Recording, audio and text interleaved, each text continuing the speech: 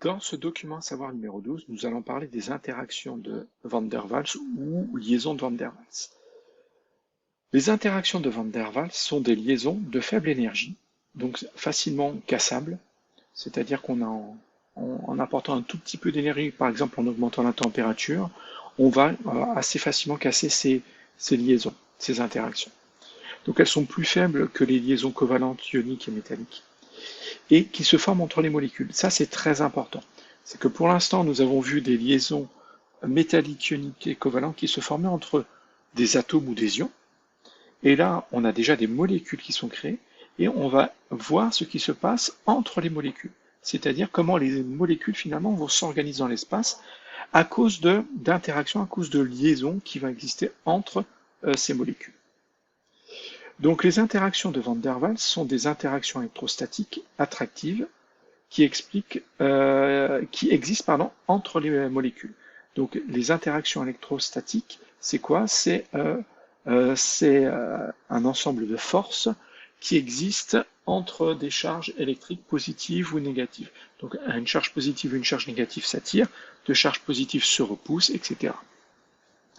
Donc ces interactions existent car il y a toujours des charges partielles dans les molécules, soit permanentes, les charges partielles. Pour les molécules polaires, on a déjà vu, je vous invite à aller voir le document à savoir numéro, je ne sais plus combien, on va le retrouver,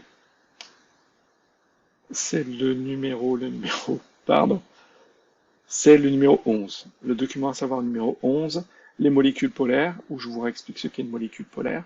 Et en fait, il y a une mauvaise répartition des charges électriques, donc pas de symétrique, une répartition des charges hétérogènes, des charges électriques, et ce qui fait que la molécule est qualifiée de polaire. Donc si elle est qualifiée de polaire, ça veut dire qu'elle va avoir, donc il y a toujours ce phénomène-là, où les charges positives et négatives sont mal réparties, et du coup on va avoir le plus qui va attirer le moins. Et donc c'est ça, les interactions de Van der Waals. Alors on va être un peu plus précis. Et on va aller sur un petit schéma. Donc, si elles sont permanentes, donc on va avoir ce type. Alors là, je me moque de l'énergie ici qui est calculée. Ce qui m'intéresse ici, ce sont les schémas. Donc, on a une liaison polarisée au sein de chaque molécule. Là, on a deux molécules qui sont représentées et elles sont polarisées. Donc, elles sont polaires. Elles ont un pôle positif et un pôle négatif. Donc quelque chose, une partie qui est plutôt chargée positivement, une partie chargée négativement. Et ben le plus d'une molécule va attirer le moins de l'autre. C'est pas plus compliqué que ça. Et ces charges positives et négatives existent toujours sur la molécule. Alors ce sont des charges partielles, sinon on parlerait plus de molécules médium. Ensuite, ces charges partielles peuvent être induites. Ça veut dire qu'une molécule polaire, au passage d'une molécule apolaire à proximité, peut déplacer les électrons et donc créer l'apparition de charges partielles. Je m'explique encore à partir de ce schéma. Si j'ai une molécule polaire, donc il y a une charge partielle positive et une charge partielle négative, en se rapprochant de cette molécule qui est apolaire, c'est-à-dire les charges sont bien réparties, on ne voit pas de plus ou de moins, de delta plus ou de delta moins. Mais là, l'approche en fait de cette partie négative va envoyer les électrons plutôt de l'autre côté. Donc cette partie va devenir plutôt négative et celle-ci va devenir plutôt positive. Et du coup, il va y avoir une attraction. Et on voit bien que c'est la présence de ces delta plus et delta moins qui a induit un moment dipolaire ici, donc la présence de charge partielle ici. Et du coup, le plus va attirer le moins, et donc là, ce sont des forces induites.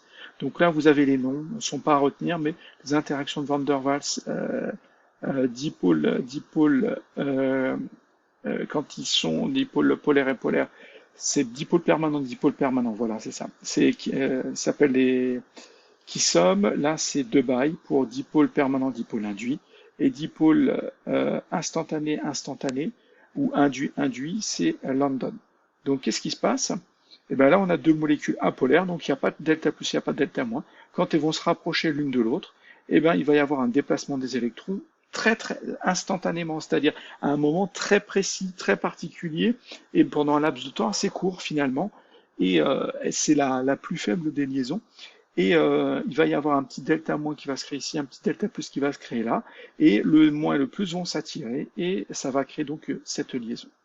Mais cette liaison est plus éphémère, plus faible, et plus éphémère que les autres. Les autres qui étaient déjà assez faibles aussi.